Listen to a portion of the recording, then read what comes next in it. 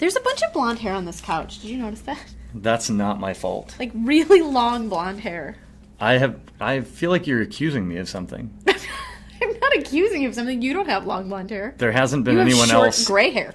That's true. There hasn't been anyone else in this studio, Betsy.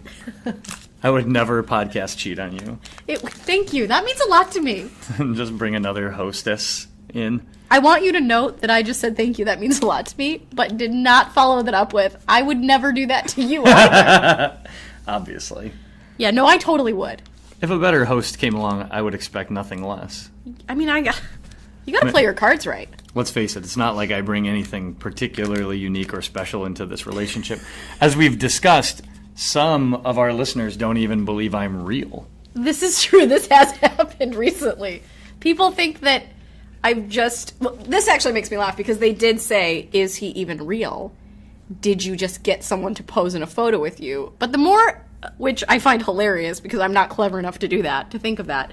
But also, how would I be able to throw my voice? Right, that's the part that amazes me. Like, who is the male voice on the podcast if I'm fake? Well, because we've all heard my male voice before. Right. Hello, this is Betsy. Hello, this is Betsy. Which sounds just like my normal voice, but funnier. But deeper, yeah.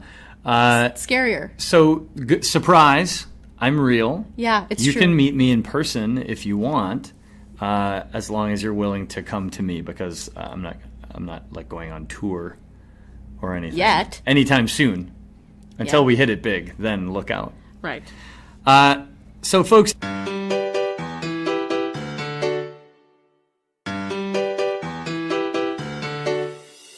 Hi, I'm Matt.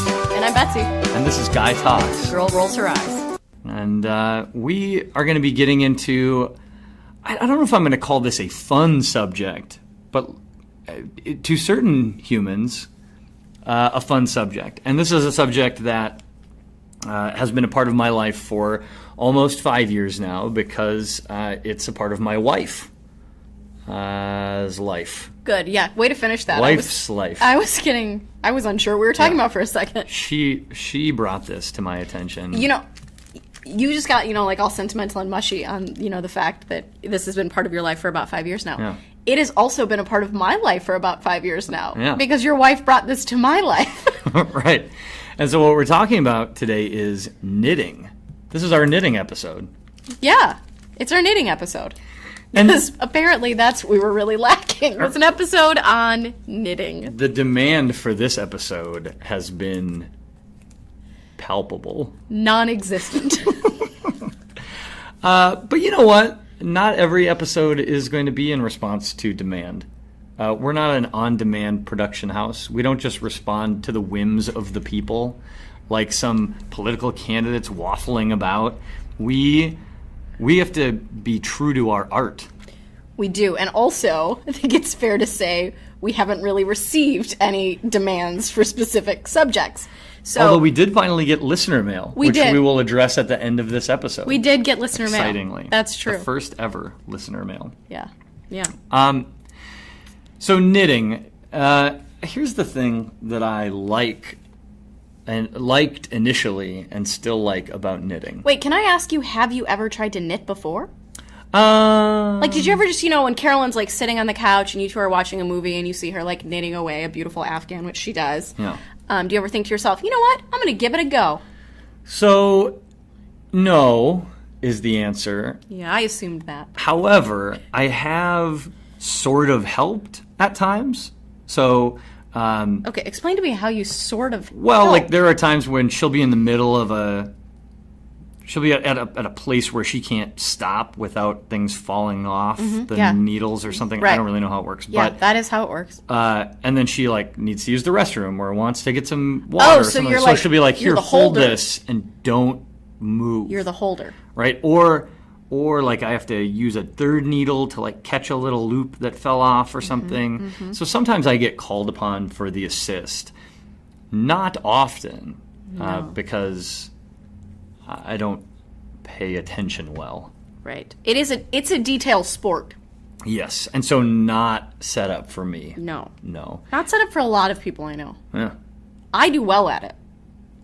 Yeah, that doesn't surprise me at all. No. And if you're wondering why that doesn't surprise me out there in podcast land, just reference our most recent episode where we clearly identified Betsy's geeky tendencies. Right. Yeah, we This did. This is right in that zone. I've come to peace with that. Yeah. Yeah. Now, your wife taught me how to knit. I know that. She invited me to a knitting night one night that she was hosting in her apartment, which was really just her and one of her girlfriends, and then me and her cat, which I'm terrified of to this day. And a couple bottles of wine, I suspect.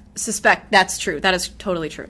And the first thing I thought when I walked into your wife's apartment at that time, who was not your wife at that time, Right. was she has the largest television I have ever seen Huge. in a woman's apartment. And I don't mean that to be a sexist comment. I just don't understand, and I feel like most of my female friends do not understand the need to have a giant television. It was very attractive to me. Is that why? Early on. I'm getting to the nitty-gritty of this. Is that why you married your wife, so you could have said television? So, obviously, no, that's not the reason I married my wife. It is the reason I asked her to move in with me. Got it. Yeah. In fact, you asked the TV to move in with you before your wife? that's actually true. Yeah, that's a true No, fact. it's not. Yes, I swear to God, ask Carolyn. But I took her television to my house before she moved in. Like, not just like a day early because it was hard to move, like months. I had that television in my home long before she moved in. Your tiny, tiny home. Yeah, it was little. It was little. That was a big TV in a little house. Anyway, so she taught me how to knit, and I went over there, and she full well knew I had no idea what I was doing, and I'd never done it before. Mm-hmm. She's told me this story, and she was very frustrated. She was very frustrated, and I was very frustrated, and she kept trying to teach me how to cast on the stitches, and then how to knit and how to purl, and she kept trying, and I did like 4 stitches, not rows, like 4 stitches in several hours. That's all I could manage. And we were both really frustrated, and I went home and I Googled. She was like, maybe you just need to watch a YouTube video. Maybe I'm just not teaching you correctly and you need to see it in a video. Which, by the way, I should have known better, but I was shocked that there are hundreds of thousands of YouTube videos of just people doing these little knits and pearls and stuff. And it's really from helpful. all kinds of angles and slow-mo and up close. So I went home, and the next day or a few days later, I decided to give it a try again. And I got out my computer and I put in knitting for left-handed people. Because what I forgot to tell your wife, and it did not dawn on me that it would be different, although most things are different in some capacity, was that I'm left-handed. And so the way she was teaching me just did not add up in my brain. I couldn't figure it out. The second I started watching the How to Do It for Left-Handed, everything was backwards, and it immediately clicked, and I whipped out a scarf like that night. I actually remember this story so clearly because the moment that she found that out, she called me and was like, and it was my fault. Why didn't you tell me that Betsy was left-handed? Like I couldn't have spoke up for myself. Right, like I should have been on top of this situation. Right. But it made her really happy to know that she wasn't just a failure at teaching. No, she was not a failure at teaching. I mean, I still can't remember anything she tried to teach me because now it's all like in my brain from the video. But yeah, I mean, it should have dawned on me because I do most things backwards. Maybe people don't really notice that, but yeah, I don't. You don't notice when you're with someone who's left-handed and everything's different backwards. Maybe you don't. I don't know. There are certain things you can't adjust. You know, and like when I was younger, I had like special notebooks and stuff for left-handed people. See, so that the totally makes sense to me. Yeah. We're on the other side so that my hand wouldn't get all stuck in the spiral or whatever. But there are certain things like place settings drive me nuts because you can't flip-flop them. I mean, you can once you sit at a table, but if you're at like a... Yeah, it would mess up the whole aesthetic of the table. Correct. Yeah. And you never know where that person's going to sit. That's the tricky thing. Unless you're you're going really seats. formal. Like if you're having a dinner party at Melissa Goltra's house and there are little monogrammed place cards. Which I will say she does flip-flop it. Oh, does she? Her She husband is also presets it? her husband is also left-handed. Oh, see? Yeah. That's so interesting. Yeah. Talk about catering to your guests. She adapts to your condition. It is not a condition. A syndrome? No, not a syndrome. Frankly, I think it's a gift. Oh. It makes me special and different. Not very many, not a large percentage of the population are left-handed. I have to be careful to be sensitive because... And also, even less females are left-handed. Oh, really? Yeah, it's more predominant in males. Genetics are weird. They're super weird. You know what is also weird is that my brother is also left-handed. So there's two of us in one family. The reason I have to be careful is that it's almost a certainty at this point that my son is left-handed. I know, I'm so excited to teach him how to tie his shoe because that's another one that's really hard. Yeah, backwards. I would have no idea how that would happen differently. Yeah. I'm kind of hoping he's just going to be ambidextrous and he'll be able to do lots of things. Now, the good news is you won't have to worry about a lot of sports with Gabe because he's related to you. So athletics are not really a certainty in his future, so you won't really have to worry about batting and throwing ball. Although his Grandpa Ted keeps telling me that if he turns out to be a lefty, we really hit the jackpot because apparently... Those pitchers get paid a lot more. Lefty pitchers, yeah. They're in high demand. That I do know that. So once we do start throwing a ball, we're going to always place it in his left hand. And we are always just in case. Going to pitch. Right. Throw hard, Gabe. Throw really hard. So knitting is about as far from athletics as you can get, which makes it a good fit for our household. But also sort of an endurance sport. Once you get going, you keep going. Sure.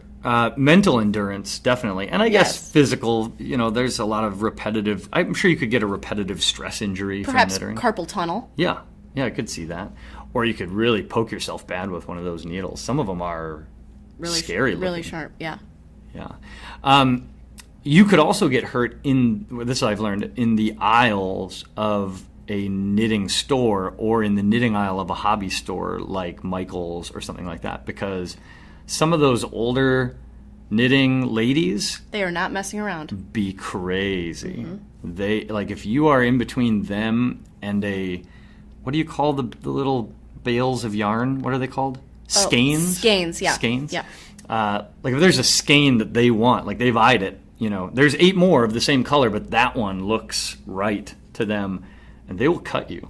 Yesterday I went and sort of stocked up for the season because some people knit all year round. I don't do that. I can only knit in the fall and winter. And at this point I'm willing the fall to come much faster, so I bought pumpkin scented candles and game on. Yeah, game on. Just I'm ready for snowflakes to fall. And so I was there, and there was this adorable little lady in the aisle with me yesterday who was looking at the same yarn I was, which for a second made me stop and think, maybe this isn't the yarn for me. Because she's clearly 75, and I'm making a big blanket, right? So I want it to be really big and cozy and comfortable. I don't know what she was making, but probably a blanket or something. Maybe a shawl, a puffy shawl. She literally was looking over my shoulder because although she's 75, she's taller than me, and trying to figure out what lot number the skein I was holding was, which I'd never really thought of before. Yeah. But then she explained to me that if you get skeins from different lot numbers, you're not assured they'll be the exact same color because they were dyed at different times. And this is deeply concerning to those who take this seriously. Good news for me, it was a different lot number, so I got to keep the one that I was holding. That was generous of her. It was, So it was interesting, though. They're an interesting breed, the knitting geeks. And I don't know if my wife qualifies as a full-on knitting geek. She enjoys knitting, but she does not knit every year. Nor do I. But I do believe she will knit this year, largely because she is pregnant. Right. She's nesting and knitting. Right. So for those of you out there in the land who did not know this news, it is now official and public. Yes. Which is great because I'm terrible at keeping secrets, and I've totally kept it. That was really good. Yeah. You did a really good job. Yeah. So what I remember, the time when I was introduced to knitting was long before Carolyn ever got pregnant, but the time when she spent in our relationship when she spent the most time knitting like aggregate time was when she was pregnant, because you maybe don't feel so great, you don't have a ton of energy to be running around town, and so it's kind of nice, especially in the winter, to be able to park yourself on the couch, put a cozy blanket on, and just go to town, maybe with a movie on, or in her case, 15 episodes of Friends on Netflix. Netflix really helps the situation out a lot.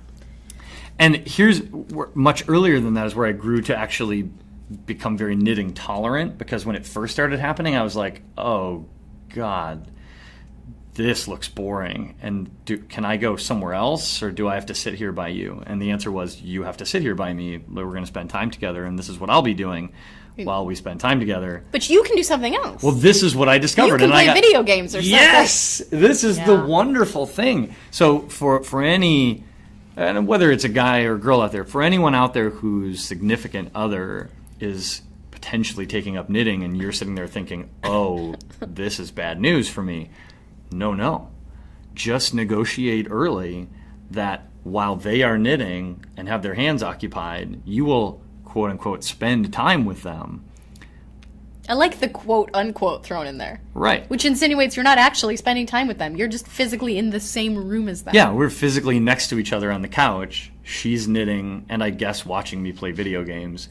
And I'm playing video games. Speaking of the most boring thing ever, watching someone play video games. Well, but here's the thing. She's not really watching me play video games, just like I'm not really sitting there watching her knit. We're just both doing those things in each other's physical presence.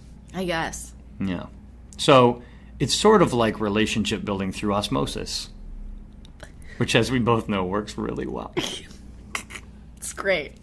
It's one technique. We also have I don't know if I've ever told anyone this story. It's not so much it's a story, I guess. I have a feeling even if it wasn't a story, you would make it a story. Could be. Maybe we should get a podcast. Maybe we should put this all down somewhere. There's a pretty significant knitting tie-in to Carolyn and my relationship. Mm-hmm. So it's almost a metaphor, if you will.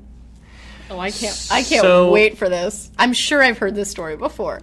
So like many couples, at a certain point in our relationship, we went through a rough patch. This is interesting because you were actually saying that the most she's ever knit is when she was pregnant with Gabe, and I was thinking, this is actually the case of where the most she's ever knit. Yeah, in hindsight, that was an inaccurate statement. Yeah.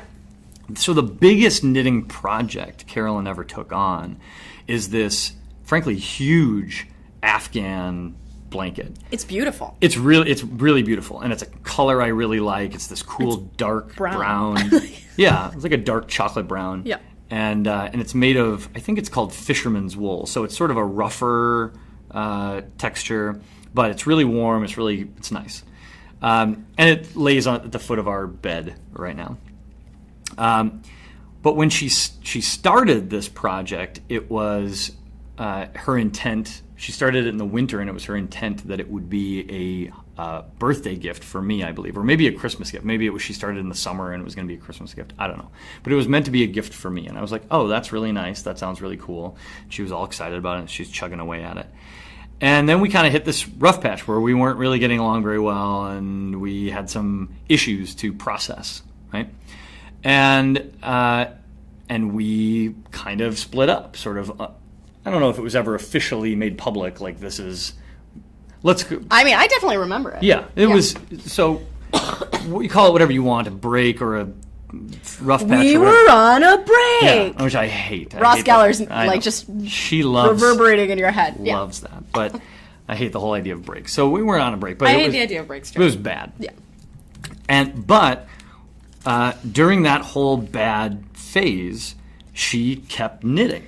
Yeah, she was a machine. She couldn't stop knitting. Now, for her, I think it was maybe an outlet for her emotions or a way to distract herself from what was going on. I'm not sure. We'd have to ask her. But she just was knitting like a crazy person, as you said.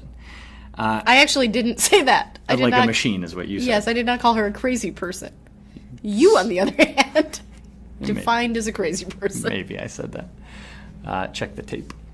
So So while she was doing this whole time, I don't know if I ever said this to her, but the fact that she kept knitting was like, in the back of my head, it was evidence that this was going to work out.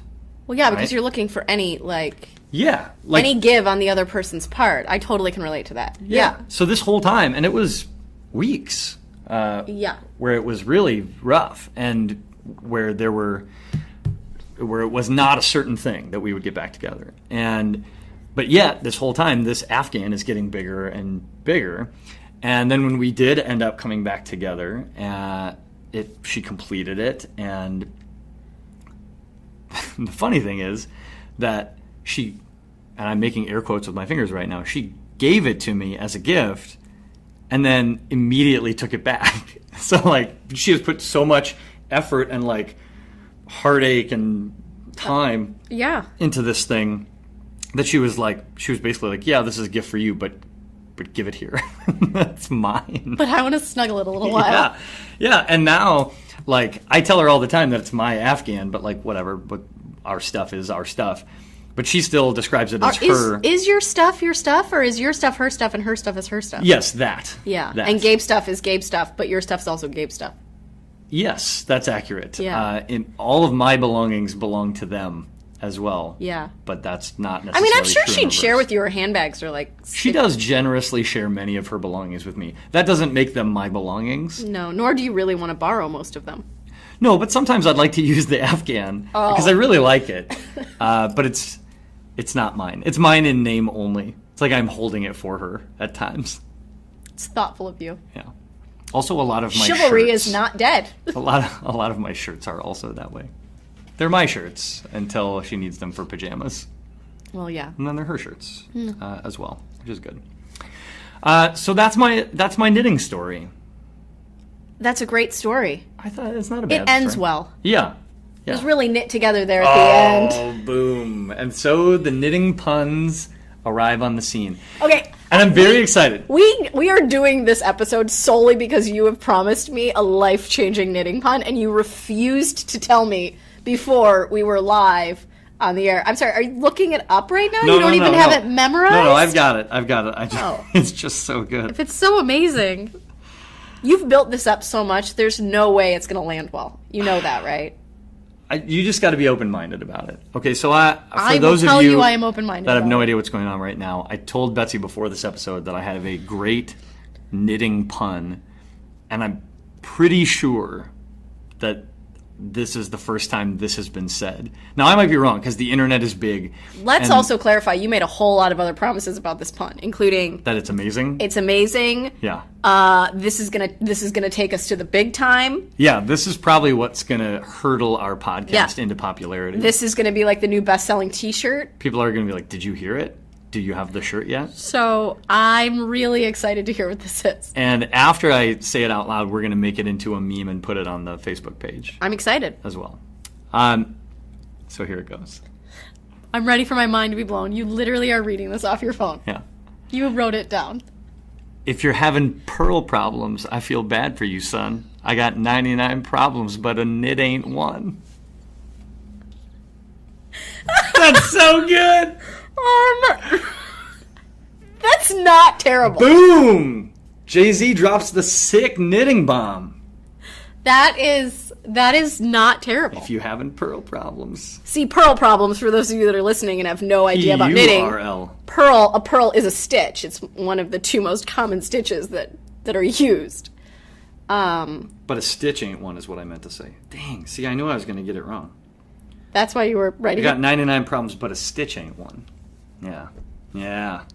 I mean, put that on a tote bag and... Right on a tote bag. Right on an NPR old lady canvas knitters tote bag. are just running towards it. I'm telling you, there's some gangster grandmas out there who will be like... Not even grandmas. That. I actually have a friend named Keisha in Chicago who is of similar age to us. Yeah. And she's like a crazy knitter. Like, I could never... She's going to want the shirt. She's totally going to want this shirt. I mean, she makes beautiful, beautiful things, and it's very... She does it all the time. I mean, she's also like a fantasy football aficionado, and you will see her every Sunday at the bar watching these games, knitting while she's sitting there. Wow. brings her knitting with her. That's an interesting blend. I can't do it. I can't. I mean, I'll watch football on Sundays and knit, but it has to be at my own house, or it's, someone's house that I'm...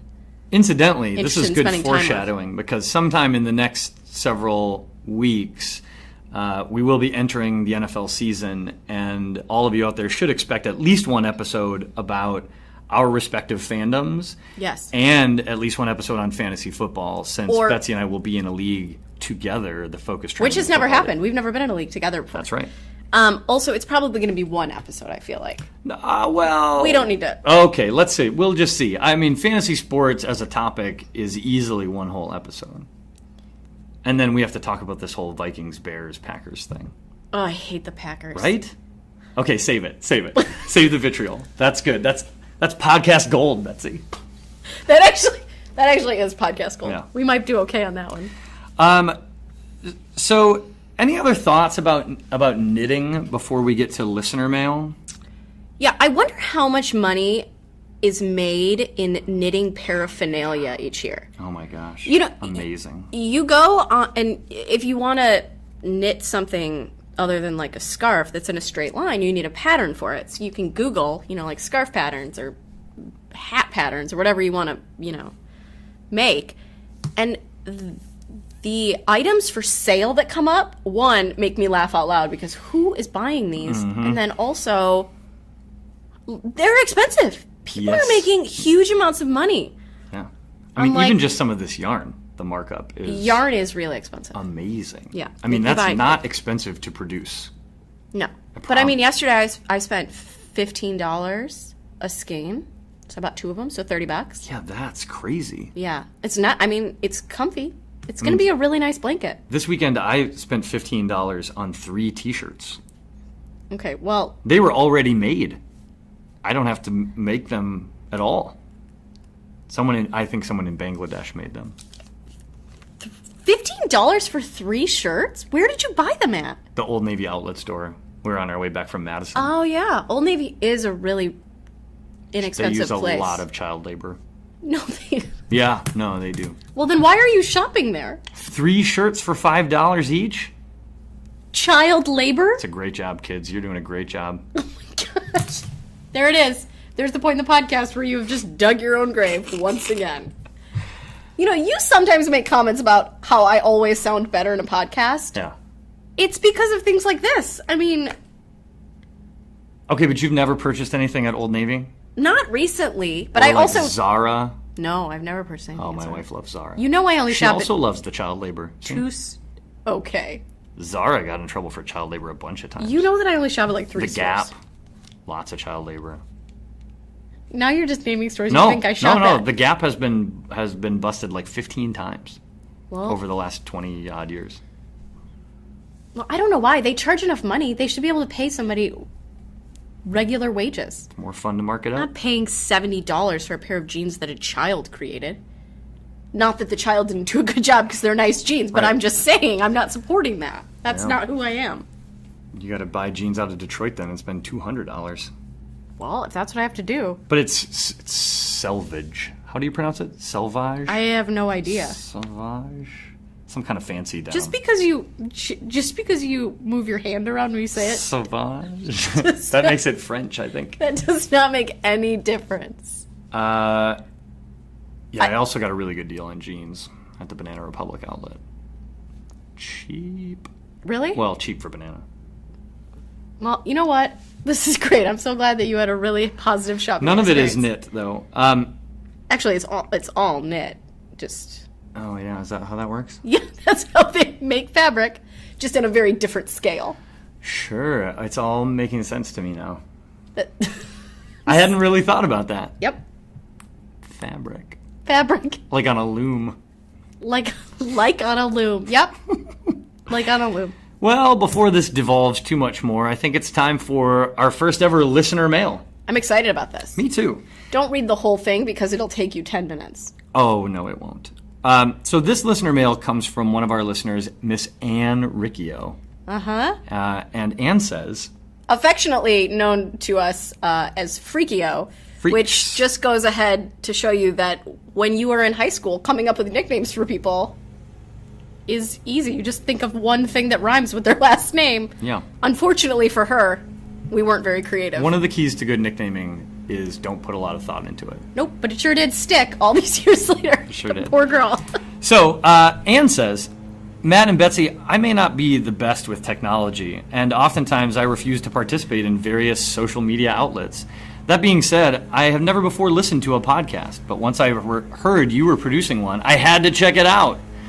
GTGRHE, which is so easy to say, was my first podcast ever. Thank you for providing entertainment on the train and bringing a smile to my face. I'm now obsessed with podcasts and am an avid listener to a variety of shows. My one question for you touches upon travel. Since you both travel regularly, where in the U.S. would you recommend that one travel to? So many of your friends and Focus family members have taken fabulous trips, like Lindsay traveled to Maine. Pretty fabulous. Did she pull That's that the out in example there? that she specifically like, cites. Yeah. She's in Maine right now, actually. Any cute towns you've come across that would not typically be on a standard tourist hit list? I'm always searching for ideas and hope to plan a trip later this year. Looking forward to your suggestions. I have one right off the bat. Go. Billings, Montana. Oh. We were in Billings earlier this summer, and we were walking around. Billings. I loved it. It felt very much like Milwaukee. It was very quaint and cute. It was full of breweries, which is also great. Yeah, that doesn't hurt. I liked it. Everybody was so nice and chatty. We found that one woman who was from a different state who's going to listen to our podcast because she was eavesdropping on our conversation. Yeah. Which was creepy, but also flattering. Yeah, I liked it. Yeah. Well, you liked it because she thought we were funny. Yeah. That's why you like people. Right. Because they think you're funny. I'm always down for a good ego massage. Yeah. So Billings, Montana, I think if you've never been and you have the opportunity to pass through, do it. Great suggestion. I'll offer something a little... well, I don't know if anything is more off the beaten path than Billings, Montana, but this is... Well, there's one that I can think of. This is very small. A place called Titusville, Pennsylvania. Oh, yeah, Titusville. So years ago, we had an ignition client in Titusville, PA. And Titusville is an itty-bitty little town up in coal country. It's up in the hills of Pennsylvania, about an hour east of Erie. It's a beautiful drive from Erie to Titusville. Erie also is a cute little town. But Titusville, to me, is as close to like a Smallville kind of like experience. Mayberry? Yes, very much so. Like really adorable town tucked in these pine forests up in these small mountains. And everybody knows each other's name, and there's this cute little brew pub. So we were seeing some common threads here. Right. Cute little brew pub right downtown. Really, really adorable. Now, it's been 6-7 years since I've been to Titusville, so I can't necessarily vouch for how well the coal industry is doing out there, if the town still exists on a map. But awfully cute. It made me fall in love with small town America again. Go get it, Anne. And that's interesting because Anne lives in New York, so... Right, about as far from this Titusville experience as you could get. Yeah, and as far from Billings, Montana as you can get. That is true as well. That's right. I think it's time for us to briefly share our podcast pal. Okay. Did you have someone in mind this time? Did I have someone in mind for our podcast pal? Yeah. I don't have someone specific. I mean, I have a thought, but do you have someone specific? Yeah, so I think it's about time that we shouted out this person. Now, I will say that I'm not confident that this person listens to our podcast. In fact, it's very possible that he does not. Okay. But he has always been a big supporter of us in general. Who I'm talking about is Latrell Armstrong. Oh, Latrell. Yeah. Yeah. So Latrell Armstrong is many people's favorite dude, favorite human. And he's definitely one of ours, too. True. Latrell has been a crazy road warrior this year, out. And every year. And every year. Yeah.